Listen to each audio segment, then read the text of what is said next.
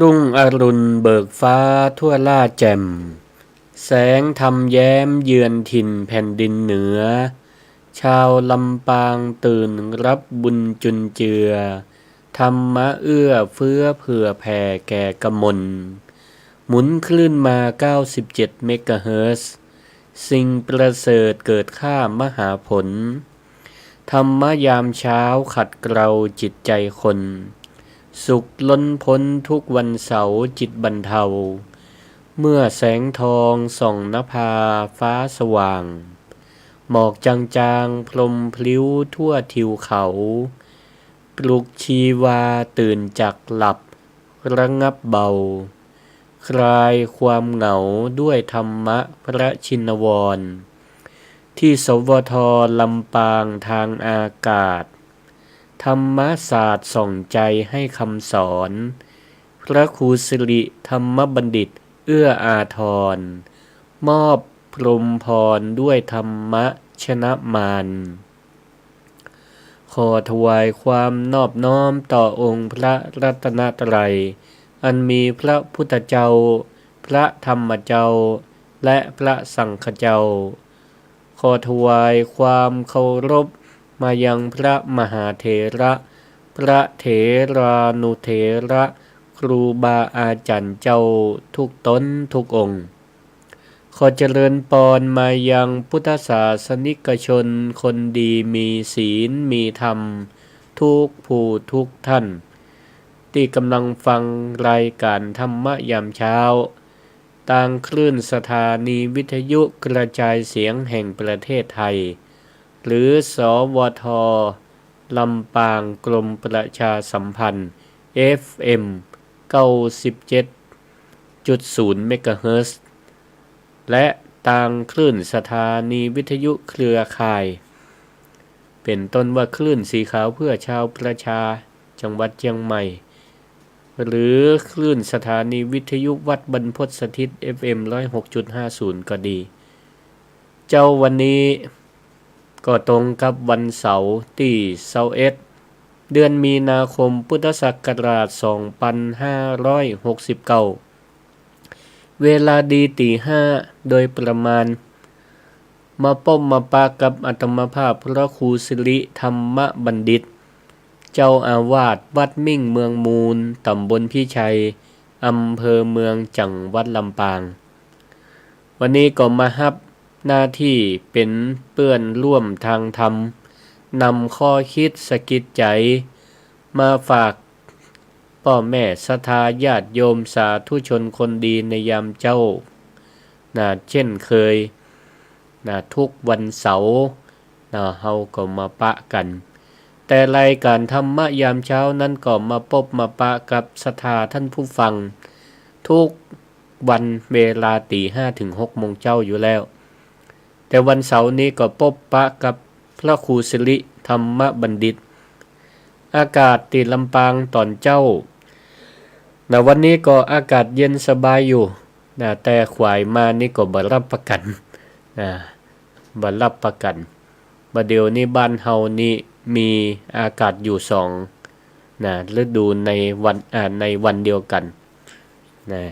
บางเตี่ยพ่องก็แซวว่ามี3ฤดูอากาศร้อนมากแล้วก็ร้อนที่สุดนี่เหรอแต่ตอนเจ้านี่ก็ยังอากาศเย็นสบายดีอยู่แต่ถ้าว่าบรรยากาศในหัวใจของพ่อแม่พี่น้องศรัทธาท่านผู้ฟังทั้งหลายทุกท่านในช่วงนี้อาตมาเชื่อว่าบางพ่องนี้แต่ละวันใจร้อนรุ่มขุ่นมัวกันก็มีอยู่มีอยู่มาน้อยก็เพราะว่าวิกฤตการณ์บ้านเมืองเฮาตอนนี้ก็มีความเปลี่ยนแปลงเป็นไปตามสถานการณ์วิกฤตการณ์บ้านเมืองโลกปัญหาที่เจอเหมือนกันก็คือปัญหาเรื่องน้ำมันขาดแคลน มันก็ส่งผลกระทบไปทุกที่ทุกทาง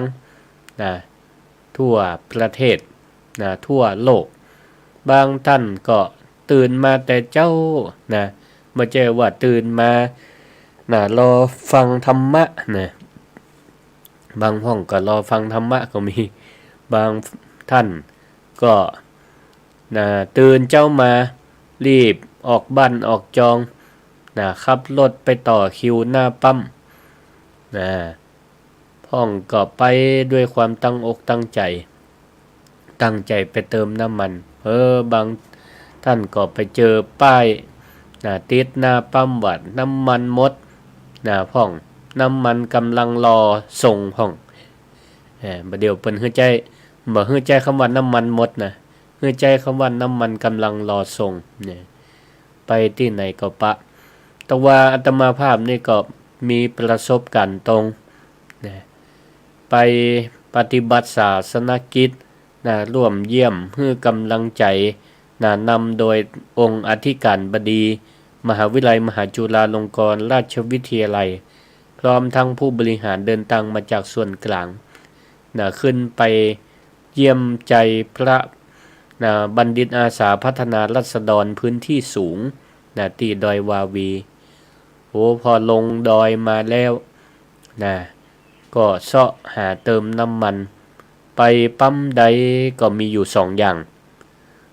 ปั๊มแรกหมดรอกำลังขนส่งพอไปปั๊มแฮมก็บอกว่ากรุณารอคิวคิวแต่คิวว่าสดออกมาแถวถนนหนทางเส้นนอกต่อกันเป็นเส้นเป็นสายก็กลัวจะได้ก็ไปหลายปั๊มอยู่เหมือนกันลุ้นกันไปครับรถไปลุ้นไปว่าจะปะตีเติมก่อนี่อันนี้แหละศรัทธาญาติโยมทั้งหลายบางพ่องก็ต้องทำให้ใส่สวนต้องใจน้ำมันไปเติมเครื่องสูบพ่องบางอาชีพก็ต้องอาศัยน้ำมันกันหมดแม้แต่จะเผาศพก็ต้องอาศัยน้ำมันก็เป็นตีหน้าหันใจไปบางตีบางปั๊มก็จำกัดบ่สามารถจะเติมให้เต็มถังหรือว่าตามความต้องการของ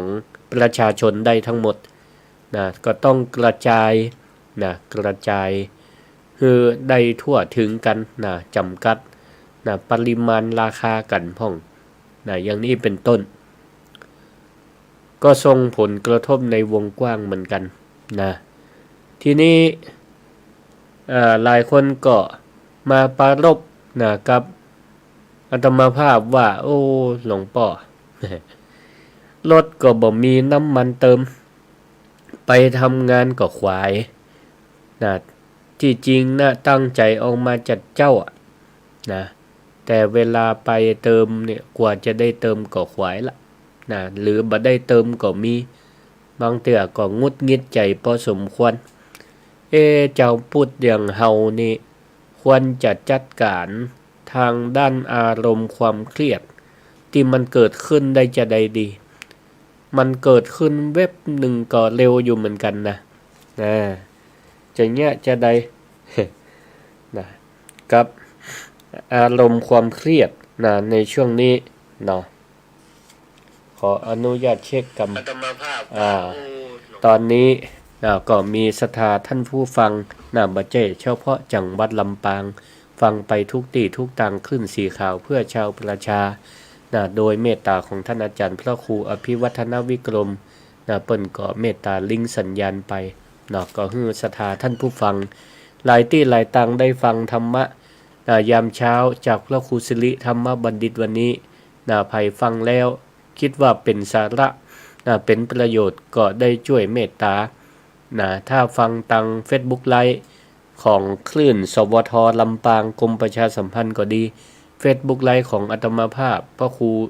ชื่อว่าพานุวัฒน์แสนคำก็ช่วยเมตตากันกดไลค์กดแชร์กันไปวันนี้ก็จะได้เอาสถานการณ์ที่มันเกิดขึ้น ในบ้านเฮาเมืองเฮาปัจจุบันตอนนี้นะก็เอามาจาบูรณาการกับธรรมะยามเช้านะในวันนี้ก็เลยตั้งหัวข้อที่จะจากันในวันนี้ว่าน้ำมันหมดถังอย่าฮือพลังใจหมดตามถอนลูกศรดอกที่2ข้ามวิกฤตความทุกข์นะเป็นจะได้ลูกศรที่2ซึ่งก็หัวข้อธรรมสำคัญในวันนี้มาในสัลลัทธสูตรตีมาในพระไตรปิฎกเล่มที่18สังยุตตนิกายสังยุตตนิกายสลายตนวรรคศรัทธาญาติโยมท่านสาธุชนทั้งหลายพระพุทธเจ้าพระองค์ทรงตรัสพระคาถาที่มาในสันลัทธสูตรซึ่งก็แปลเป็นใจความไทยแล้วกันเนาะแปลว่าความแตกต่างระหว่างคนที่บ่ได้ศึกษาธรรมก็คือความแตกต่างระหว่างปุถุชนกับผู้ที่ศึกษาปฏิบัติธรรมมาดีแล้วก็คือพระอริยสาวกเมื่อเวลาเผชิญกับความทุกข์นั้นมันต่างกันอย่างใดเมื่อศรัทธาญาติโยมสาธุชนทั้งหลายได้เจอกับปัญหาหรือความทุกข์ที่มันเกิดขึ้นหลายวันที่มันเกิดขึ้นเป็นประจำทุกวันนั้นเฮาจะมีความรู้สึกและก็มีวิธีการเผชิญกับมันมีวิธีการแก้ปัญหาต่างกันจะได้พระพุทธเจ้าทรงเปรียบความทุกข์ที่มันปุ่งเข้ามาจนชีวิตของเฮานั่นเป็นว่าเปรียบเหมือนกับเฮาโดนลูกศรเวลาความทุกข์ปุ่งเข้ามาใส่เฮานี่เปิ้นเปรียบเหมือนกับลูกศรสมมติว่ามีนายพรานคนหนึ่งกำลังเตียวเข้าป่าไปพลาดท่าโดน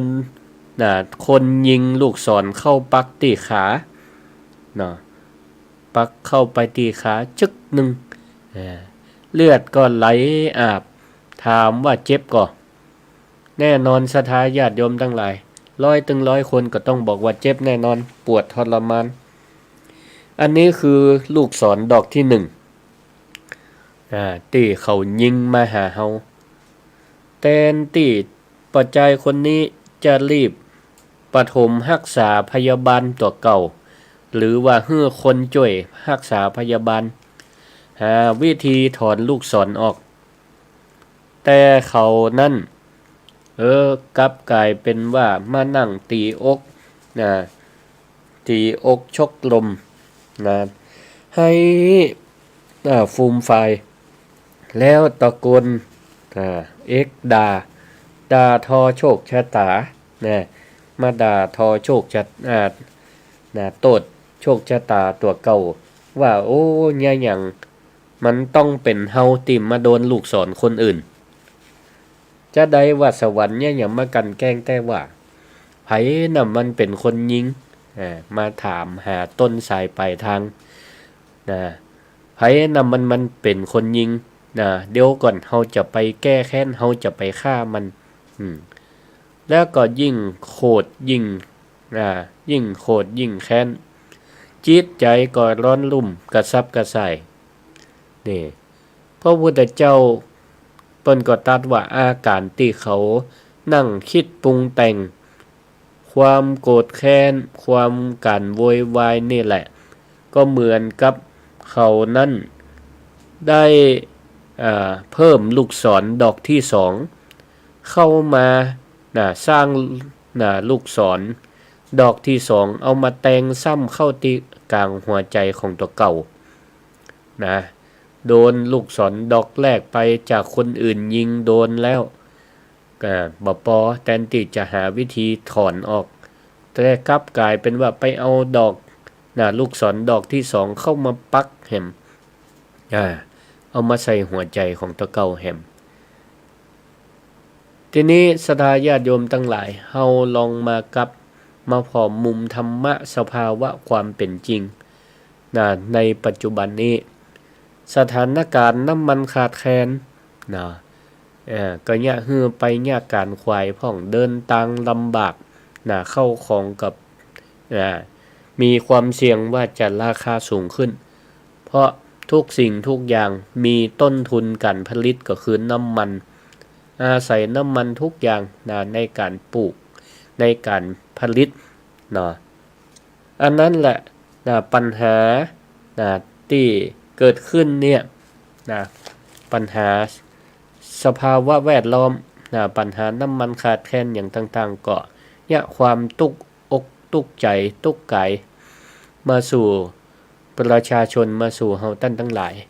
มันก็เปรียบเหมือนกับลูกศรดอกที่1ที่มันเป็นวิกฤตเป็นปัญหาที่เกิดจากภายนอกความจริงแล้วเป็นความจริงที่หลีกเลี่ยงบ่ได้ศรัทธาทั้งหลายเดินต่างไปปั๊มน้ำมันบ่มีเพื่อเติมหรือรออยู่กำลังขนส่งอย่างนี้เป็นต้นเฮาก็อยากจะได้เดินทางก็ลำบากอันนี้คือสภาวะของความเป็นจริงแต่ลูกศรดอกที่2ก็คือความตุกตังใจหรือภาษาตังธรรมเป็นว่าเจตสิกเวทนาความรู้สึกตุกตังใจพอน้ำมันบ่มีหลายต่อหลายคนก็เริ่มจมเริ่มงุดงิดเริ่มงุดงิดไล่สืบถามสาเหตุว่ามันเพราะอะไรหยังงุดงิดต่อรัฐบาลพ่องงุดงิดด่าเจ้าของปั๊มพ่องด่าโชคชะตาฟ้าลิขิตพ่องก็เลยพานปาทะเลาะเบาะแว้งกับคนไปทั่วบางประเทศบางประเทศบางตีรู้กันเติมน้ำมันเอาแกลลอนกันไปตีกันทะเลาะกันก็มีเพราะอย่างภาวะความเครียดมันงุดงิดใจแล้วบ่ฮู้จักระงับยับยั้งอารมณ์บางคนบางตีก็บ่ถึงขั้นต้องทะเลาะเบาะแว้งแต่ใจเฮานี่งุดงิดละงุดงิดไปทั้งวันโพสต์พ่องก็โพสต์ตรงลง Facebook ด่ากันพ่องแต่บางทีก็ดีไล่ถามว่าตั้งใดปั๊มเปิ้นสามารถเติมได้พ่องช่วยแนะนำเป็นความเป็นวิทยาทานเป็นความรู้กันพ่องก็จะได้ปากันไปเติมอย่างนี้เป็นต้นเนี่ยศรัทธาญาติโยมทั้งหลายเปรียบเหมือนกับเฮานี่โดนลูกศรดอกแรกปักมาปักอกแล้วบ่พอเฮาไปสร้างลูกศรดอกที่2เพื่อกับตัวเก่าเอามาแต่งซ้ำแฮมการจมการด่าหรือความเครียดเหล่านี้มันก็บ่สามารถที่จะทำให้ มันแก้ปัญหาอีหยังได้น้ำมันก็บ่สามารถจะมาเพิ่มมาเติมให้ได้เพราะการจมการงุดงิดใจของเฮาแถมยังทำให้สุขภาพเฮานี่ก็มันเสียไปโดยใช่เหตุแม่นก็ศรัทธาท่านผู้ฟังทั้งหลายพิจารณาตัวพิจารณาตามเนาะไปพอความดันขึ้นปัจจุบันนี่พ่องก็มีความดันเบาหวานอยู่แล้วมางุดงิดใจก็เพราะบ่มีน้ำมันเติมนี่แฮมปาความดันขึ้นแฮมบรรยากาศในบ้านในจองก็ฮ้อนบรรยากาศรอบข้างฮ้อนอยู่แล้วก็ซ้ำฮ้อนใจตัวเก่าสุมไฟให้กับตัวเก่าแฮมอันนี้แหละคือการที่หมู่เฮาท่านทั้งหลายไปยิบลูกศรดอกที่2มาทิ่มมาแทงตัวเก่าซ้ำเติมปัญหาที่มันมีอยู่แล้วทุกคนทั่วไปที่บ่ได้ฝึกจิตฝึกใจพอปะเรื่องร้ายโดนลูกศรดอกแรกมาปักก็สร้างความโกรธความเกลียดมายิงซ้ำตัวเก่าใส่เป็นดอกที่2แหมทรมานกว่าเก่าแหมเป็น100 เท่าทวีเนาะ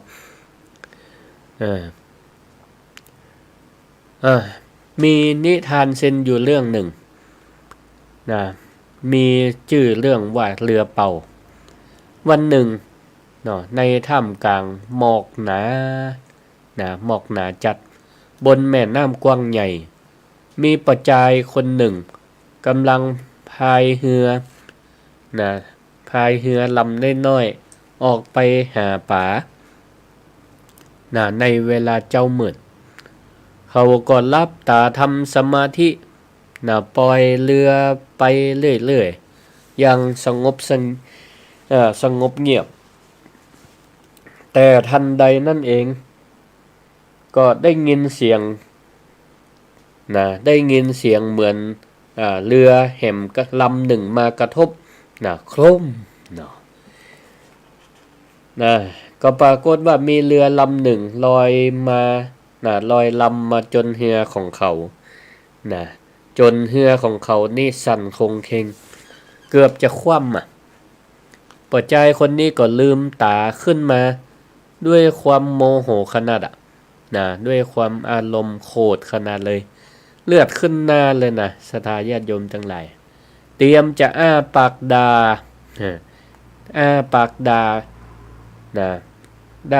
เรือแห่มกันหนึ่งด่าปัจจัยด่าคนที่พายเรือแห่มกันหนึ่งว่าโอ้มึงขับเรือจะใดแม่น้ำจัดกว้างจัดใหญ่ตาบ่มีมอนกายหนอถ้าเป็นภาษาบ้านเฮาพ่อบ่หันเรือคนอื่นเตรียมจะด่าละแต่พอลืมตาเพ่งพ่อไปตั้งหน้าพ่อไปตีเรือลำนั้นปรากฏว่ามันเป็นเรือเป่าที่บ่มีคนพายบ่มีคนขับมันเป็นแค่เรือที่มันเจียกปุ๊ดแล้วก็โดนกระแสน้ำปัดมาจนเรือของเขานั่นเองทันทีที่เขาฮู้ว่ามันเป็นเรือเป่าความโกรธที่มันปุ่งขึ้นในจิตในใจในหัวเนี่ยแล้วก็เตรียมตัวที่จะด่าปรากฏว่าหายวับไปกับตาศรัทธาญาติโยมทั้งหลายเพราะจะได้ก็เพราะว่าเขาโมโหจะด่าไผถ้าด่าออกไปก็กลายเป็นว่าเป็นผีบ้าเพราะว่าเรือมันเป่ามันเจียกปุ๊ดมาคนเดียวมันทีนี้เขาก็จัดการแก้ปัญหาจะได้ที่เฮียมันมาจนมาเกยก็เขาก็ได้แค่เอาไม้พายเนี่ย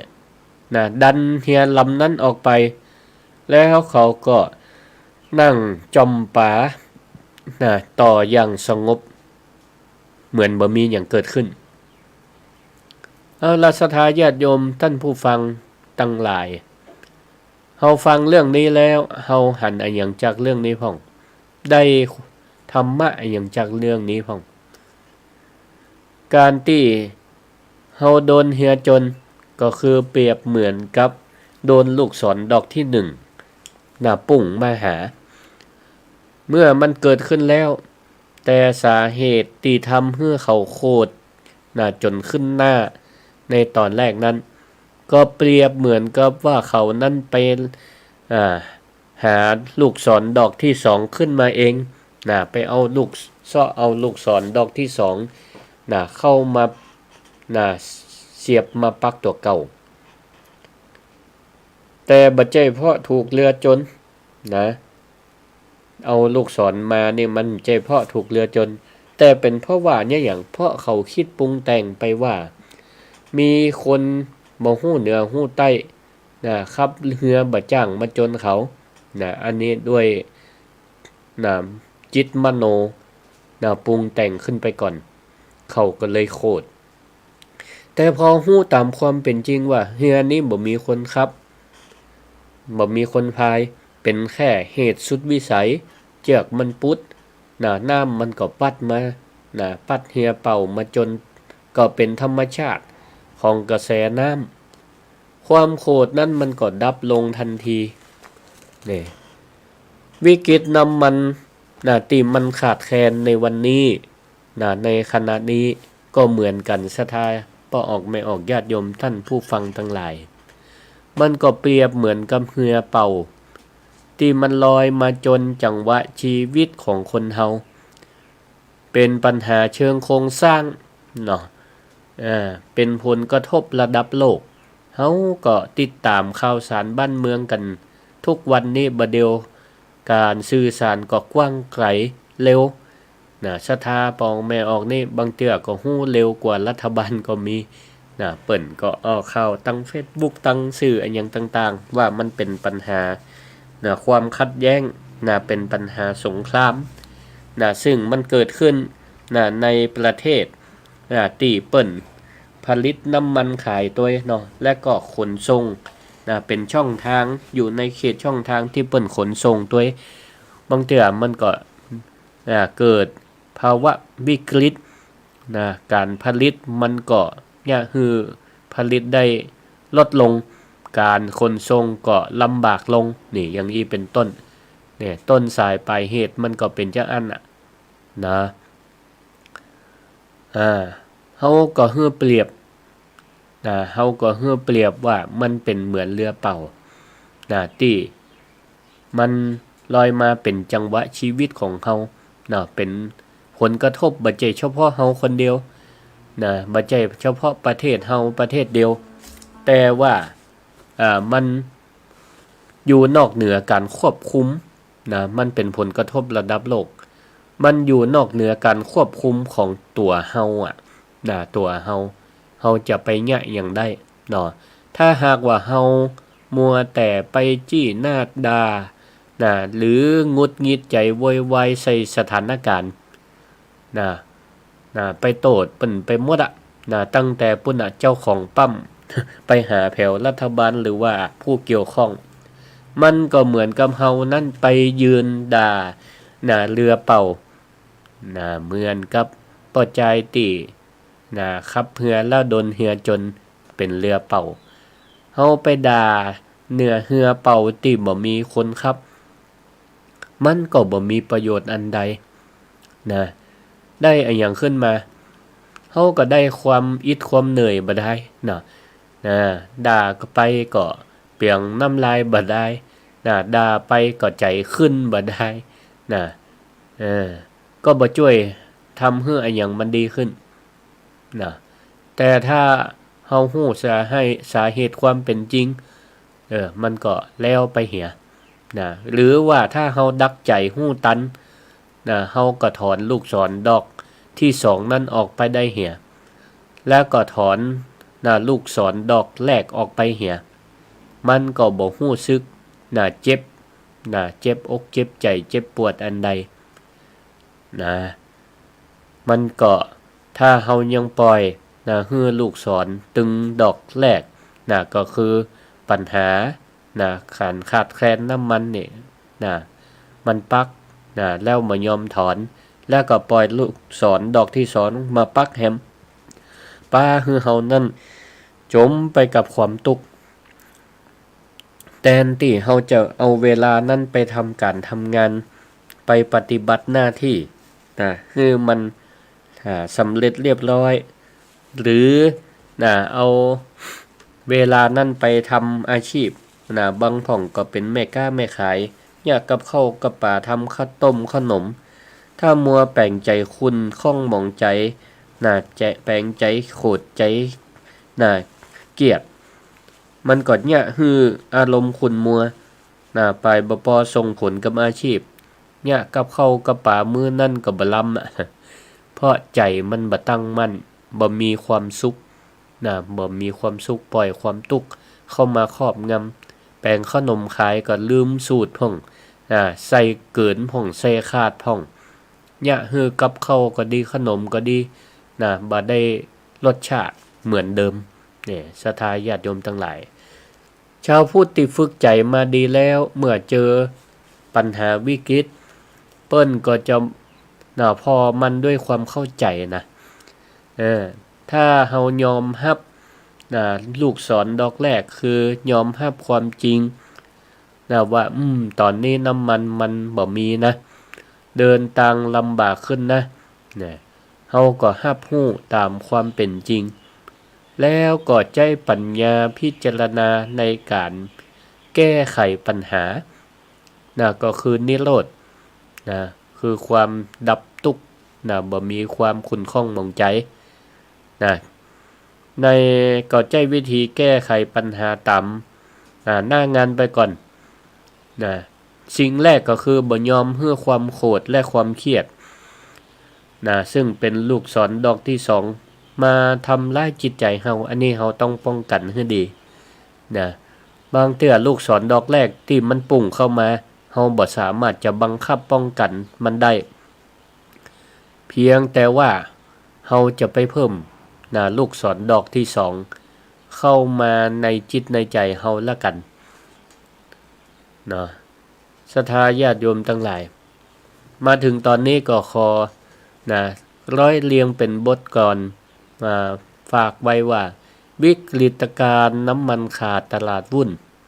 พาใจขุ่นเครื่องแค้นแสนหงุดหงิดรถจอดนิ่งวิ่งไม่ได้ดังใจคิดนี่คือสิทธิ์ดอกแรกแทรกกายา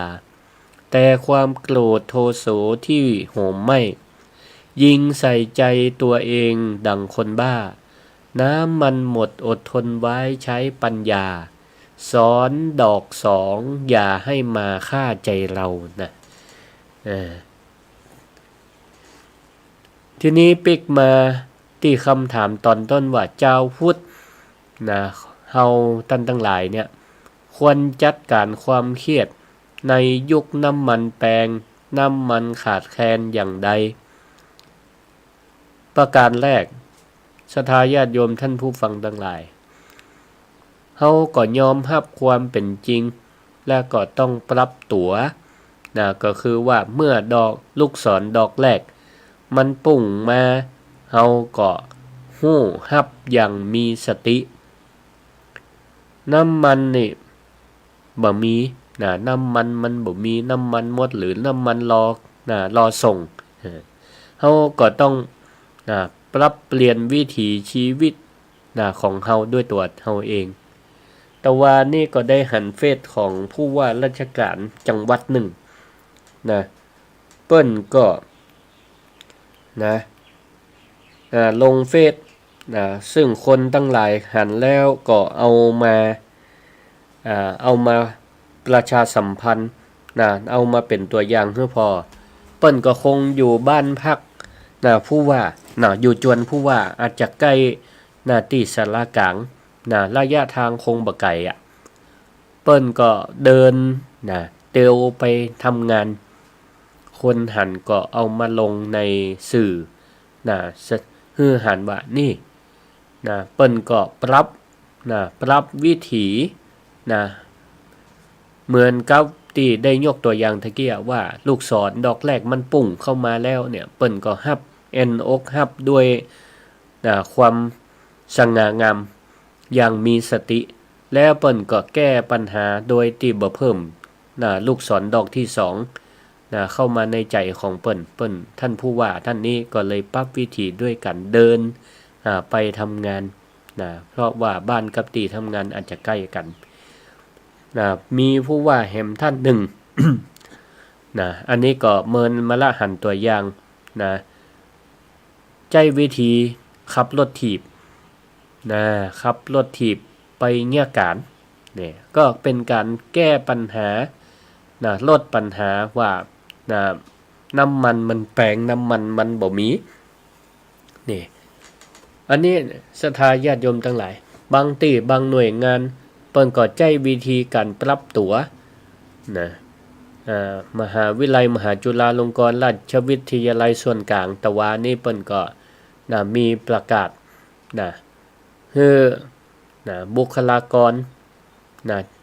ทุกส่วนงานทั่วประเทศปรับวิธีการทำงานเอา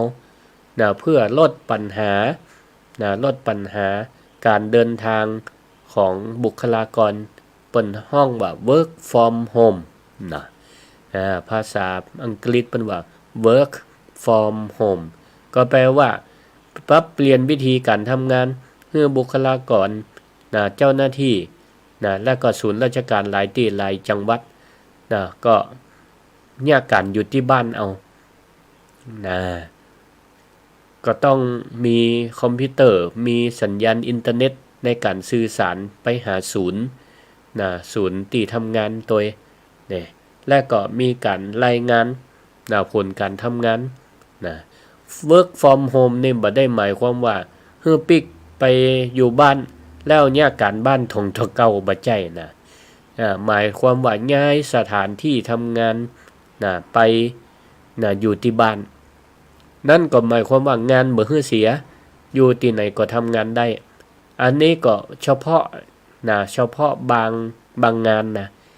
แต่ถ้าเป็นงานใดที่เป็นการอำนวยความสะดวกให้กับประชาชนทั้งหลายอันนี้ก็คงจะหลีกเลี่ยงบ่ได้นะก็ต้องอยู่ที่นะราชการคอยทำงานอยู่นะตามเวลาที่กำหนดนะเพื่อบริการกับประชาชนทั้งหลายไปติดต่อก็อาจจะใช้วิธีสลับเปลี่ยนกันวันนี้คน1ไปวันพุธคน2ไปอีกปรับเปลี่ยนกันอันเนี้ยศรัทธาญาติโยมทั้งหลายก็เป็นตัวอย่างนะในการปรับตัวให้เป็นไปตามเหตุและผลไอ้อย่างที่ตุนไว้บ่ได้เฮาก็ใช้วิธีลดนะบางห้องก็ตุนจนเกินไปลืมเพื่อแผ่ไปหาคนอื่นลืมเพื่อแผ่ไปหาคนอื่นอันนี้ก็เฮาต้องปันใจหันใจหากันเนาะในเมื่อเปิ้นแก้ปัญหาใจวิธีว่าเพื่อกระจายให้ทุกคนได้เติมน้ำมันทั่วถึงเปิ้นก็มีการจำกัดเติมได้จากตะกอนเติมทีละเต็มถังก็เหลือครั้งละ500อย่างนี้เป็นต้นเฮาก็ยอมรับในกติกาเนึกเหี่ยวว่าเฮานี่เป็นคนไทยด้วยกันเนาะเฮาก็ช่วยเหลือซึ่งกันและกันอย่างนี้เนาะเดี๋ยวขออนุญาตก่อนเด้ออย่างก็เจริญพรไหนจ้าพระพุทธเจ้าสาธุเด้อกำลังบรรยายอยู่นะไผก็แม่เลื่อนแสงติ๊ก2 ชั่วโมงเลยจ้ะบ่ชั่วโมงเดียวนะกะชั่วโมงเดียวจับได้ลาจับแล้วเหรอเดี๋ยวก่อนเด้อเปิดสายได้ละเปิดสายได้ละเดี๋ยวก่อนเด้อขอบคุณที่โทรหากันฟังขึ้นสีขาวกะสาธุเจริญพรสาธุเจริญพรนะอันนี้เปิ้นมีไซโก้อยู่ในมือนะเปิ้นว่าได้เวลาเปิดไมค์ละนะประการแรกเนาะศรัทธาญาติโยมทั้งหลายก็คือยอมรับความเป็นจริงปรับตัวเอาเนาะอันอย่างที่เก็บกักตุนไว้ได้นะบ่กระทบสร้างความทุกข์ให้คนอื่นเฮาก็ตุนได้ถ้าอันอย่างตุนบ่ได้ก็ลดปริมาณหรือละเอาหรือเลิกที่มันบ่จำเป็นไปก่อนอย่างนี้เป็นต้นอันเนี้ยเปิ้นฮ้องว่าเป็นการแก้ปัญหาด้วยปัญญาส่วนข้อที่2ข้อที่2ก็คือรักษาใจของเฮาเมื่อมันขาดแคลนตัวก็คือเป็นการป้องกัน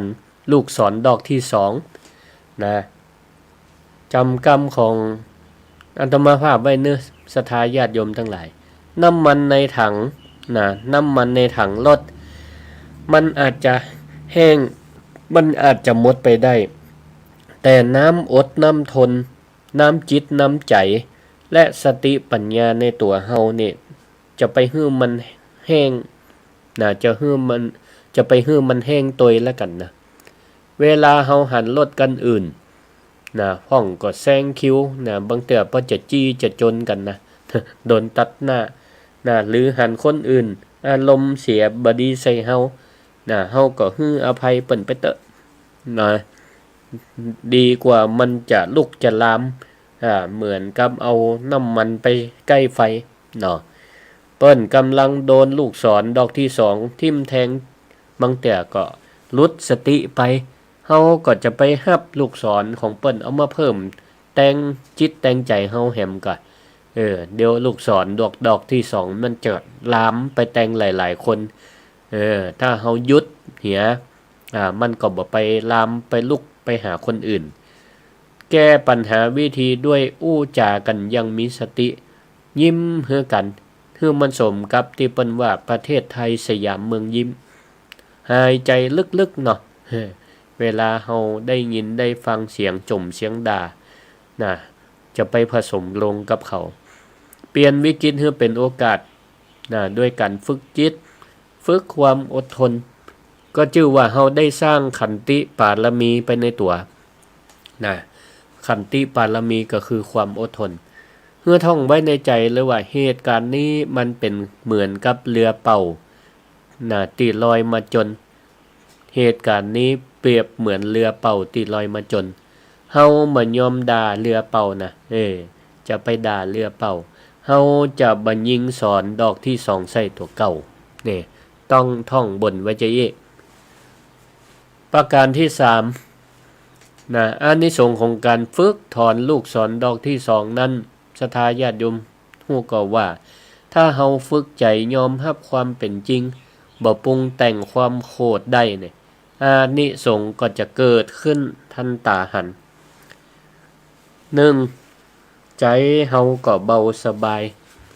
นะแม้แต่ว่าภาระโลกภาระทางเศรษฐกิจมันจะนักจะใดแต่มันก็บ่มาทับถมใจนะของเฮาให้มันมืดได้ศรัทธาก็จะกินข้าวลำกินน้ำลงนอนหลับสบายเหมือนเดิมบ่ต้องมาเปิ่งยาแก้ปวดแก้เครียดอันใดนะหรือยานอนหลับอันใดนะแป้งใจให้ปล่อยวางนะบ่ต้องเอาเก็บเอาดอกลูกศรดอกที่2มาแต่งมาปักใจเฮาข้อที่2ถ้าเฮาวางใจลงได้เนี่ยนะเนี่ยคือสุขภาพร่างกายแข็งแรงเพราะความโกรธความเกลียดมันเป็นเหมือนไฟที่มาคอยเผาอวัยวะภายในพอถ้าใจเฮาเย็นร่างกายมันก็มีภูมิต้านทานหรอกพร้อมที่จะสู้งานหนักได้อย่างเหมือนเดิมอย่างกระชับกระเฉงได้ประโยชน์ข้อที่3ครอบครัวก็ร่มเย็นเป็นสุขสังคมก็อยู่ดีมีสุขพอไปตั้งใดคนก็บ่ตุกอกตุกใจยิ้มหน้าสู้ยิ้มรับกับปัญหาใจปัญญา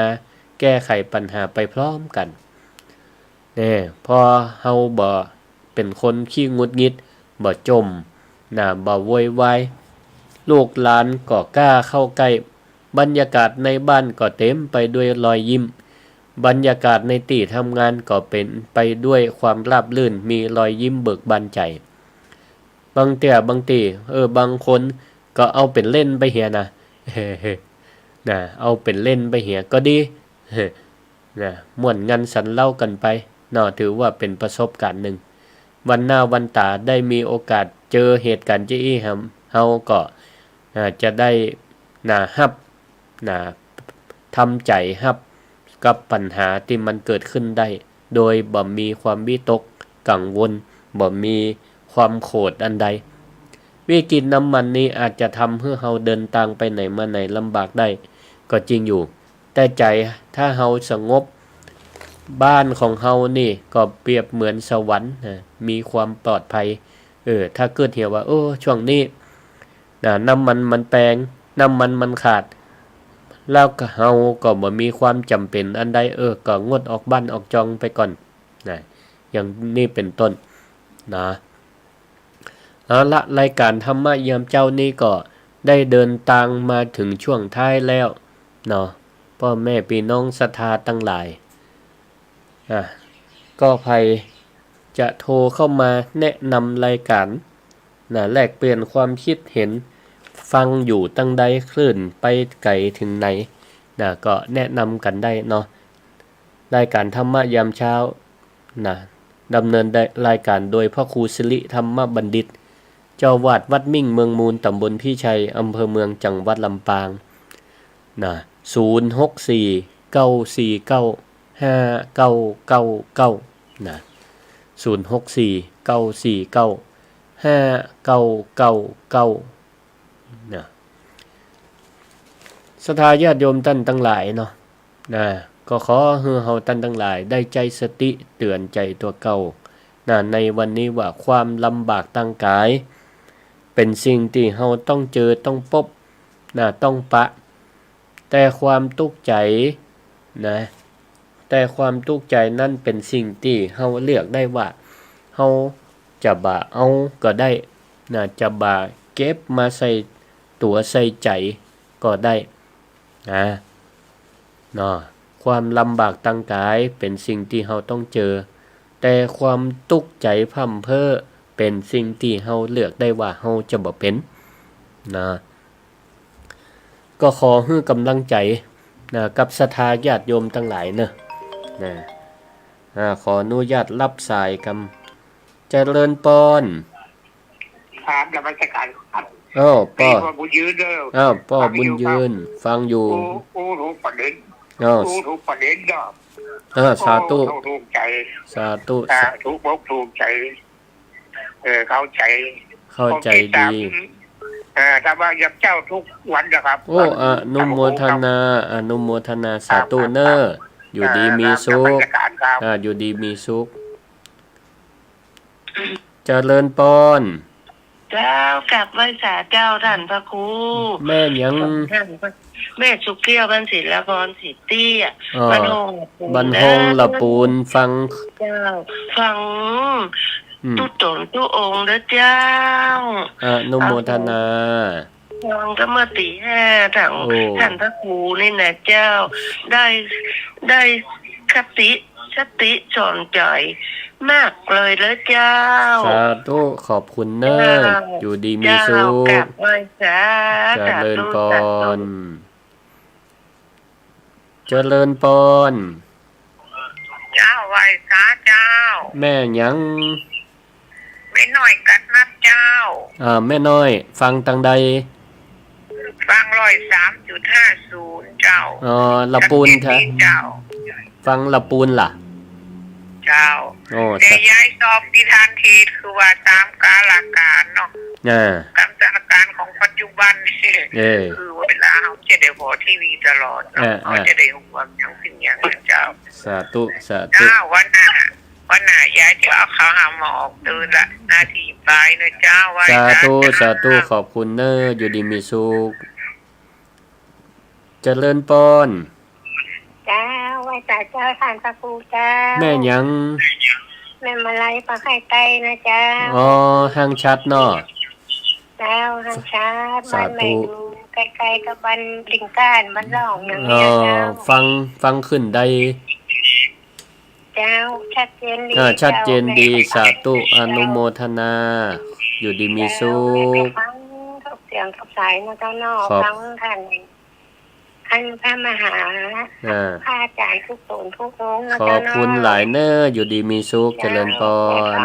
แม่สบายใจเย็นใจดีเจ้าสาธุอยู่ดีมีสุขเจ้าเจริญพรฮัลโหลเสียงคุ้นสบายดีเนาะสบายดีแล้วดีละติดตามอยู่หันในเฟซแม่เพ็ญศรีอยู่ดีละอยู่ดีมีสุขฟังธรรมะกูเจ้าโลนี่ตื่นเจ้าฟังเป็นน้ำดีละแม่ได้รับนิมนต์ให้แม่แล้วแหละได้ละเจอกันอยู่ดีมีสุขเนอะแม่แก้วสาธุเจริญปอนมาตรการครับเชียงดาวครับฟังเชียงดาวพ่อฟังขึ้นสีขาวนะครับอากาศแปลกๆนะอาจารย์นะอากาศแปลกๆครับอากาศแปลกๆเด็ดตัวใสๆไม่รับประกันจะร้อนเยอะมั้งเนี่ยครับผมรักษาสุขภาพเมื่อวานก็ผ่านเชียงดาวครับไปวัดแวะวัดแม่อีดข้างใน2 โลอาจารย์หลวงพ่ออยู่ข้างในนะปากโม่มี2 แห่งครับผมวัดในวัดนอกไม่ได้เข้าไปอยู่ที่วัดแม่อีดประมาณ2 โลครับผมครับซ้ายมือขาขึ้นครับผมครับขอบคุณมากครับพ่อครับ นมัสการนะพ่องก็ฟังอยู่ตังเจียงดาวหลายที่หลายตังอนุโมทนาขอบคุณเครือข่ายเนาะที่เปิ้นได้ฟังรายการธรรมะยามเช้านะสถานีหลักก็คือสวทลำปางเนาะ FM 97.0 เมกะเฮิรตซ์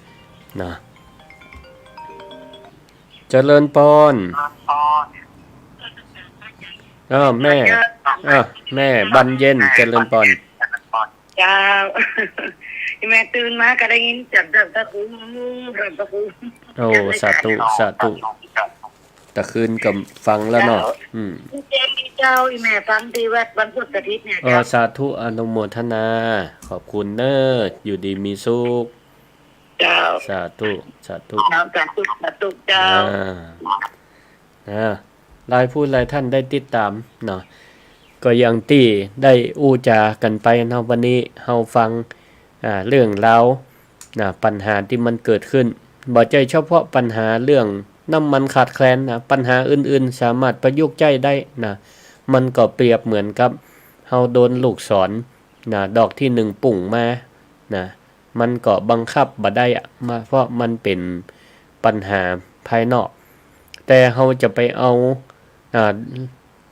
ลูกศรดอกที่2เข้ามาปักอกปักจิตปักใจเฮาละกันนะอันนี้สำคัญเพราะลูกศรดอกที่2เนี่ยมันเป็นลูกศรที่เฮาแปลงขึ้นมาคนเดียวเนาะโดนดอกแรกมาแล้วก็พยายามรักษาเหียเนาะบ่ต้องไปสืบหาสาเหตุแล้วก็ไปโตดดินฟ้าอากาศโจกชะตาโตดคนนั่นคนนี้ล่ะรีบเยียวยารักษามันเหียเนาะจะไปเซาะหาลูกศรดอกที่2มาปักเนี่ยมันบ่มีประโยชน์อันใดนะก็ขอให้กำลังใจเนาะพี่น้องศรัทธากูผู้กูคนถึงเจ้าโลกทุกท่านขอให้ผ่านพ้นวิกฤตปัญหาอันนี้ไปโดยเร็วแล้วก็เราจะได้ใจชีวิตตามปกติสุขด้วยสันติสุขเหมือนเดิมส่งพลังใจกำลังใจให้ทุกผู้ทุกท่านเฮานี่ถึงแม้ว่าจะอยู่ไกลจากที่เปิ้นสู้รบหยังกันเนี่ยแต่มันก็ตึงมีผลกระทบอยู่ห้องแต่เฮาก็บ่หวั่นไหวบ่ตุกอกตุกใจไปตัวแปลงใจวางใจเพื่อเกิดความเบาใจแล้วก็ส่งกำลังใจ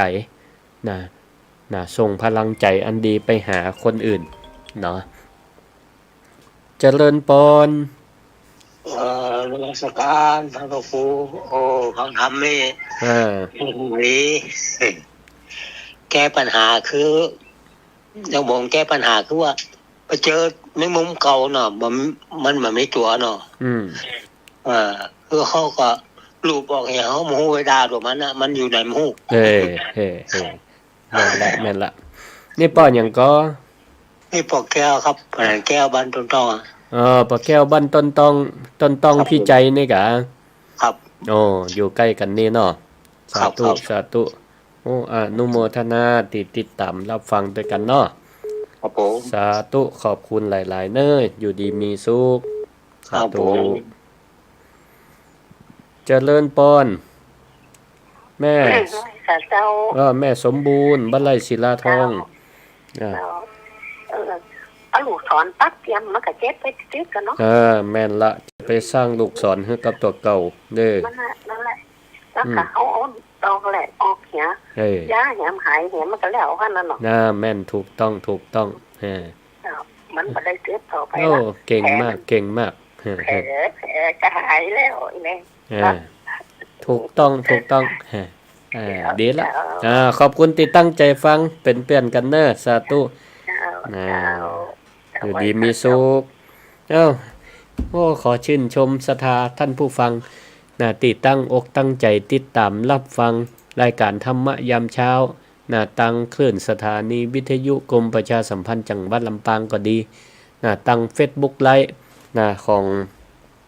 พระครูสิริธรรมบัณฑิตก็ดีมีโยมศรีบานภูฟันศรีบานฟูพันเนาะ โยมสลินทิพย์นะบุญเลิศโยมเพ็ญกาฟังโยมแม่เพ็ญศรีสุทธะนะตะกี้โยมแม่แก้วแม่ของเปิ้นก็โทรเข้ามารายการโยมฟองคำตันโยโยมเกษินีชัยทิพย์เนาะรับชมตังขึ้นวัดไฟหินเชียงใหม่โยมชุติการรอดพยัญอันนี้ก็ตัง Facebook ของอาตมาภาพเนาะเพิ่นก็ได้ติดตามรับฟังขออนุโมทนาสาธุแล้วก็มีตังคลื่นของสวทก็มีโยมเอราวัณลำปางโยมแสงเดือนโยมแม่เพ็ญศรีสุทธะโยมสุภวดีแล้วก็โยมสมัครโยมนวลศรีมณีรัตน์โยมลุ่งสุรีอันนี้ศิษย์เก่าพุทธศาสตร์มหาบัณฑิตมจรลำปางติดตามทาง Facebook ไลฟ์สวทโยมอัมไพโยมธนัชชาโยมฟองคำตันโยเนาะได้ติดตามฟังแล้วก็เป็นประโยชน์ก็ช่วยกันแชร์ช่วยกันกดไลค์ไปเนอะเป็นประโยชน์ต่อศรัทธาท่านผู้ฟังเอาละวันนี้รายการธรรมะยามเช้าโดยพ่อครูสิริธรรมบัณฑิตเจ้าวาดวัดมิ่งเมืองมูลตำบลพี่ชัยอำเภอเมืองจังหวัดลำปางก็ขอลวดลาศรัทธาพ่อแม่พี่น้องจากไปด้วยเวลาเพียงเท่าอีก่อนติดตามรับฟังจากครูบาอาจารย์กันได้ทุกเช้าวันเสาร์ทุกวันเนาะเวลา 5:00 ถึง 6:00 นอายุวันโนสุขังปะลัง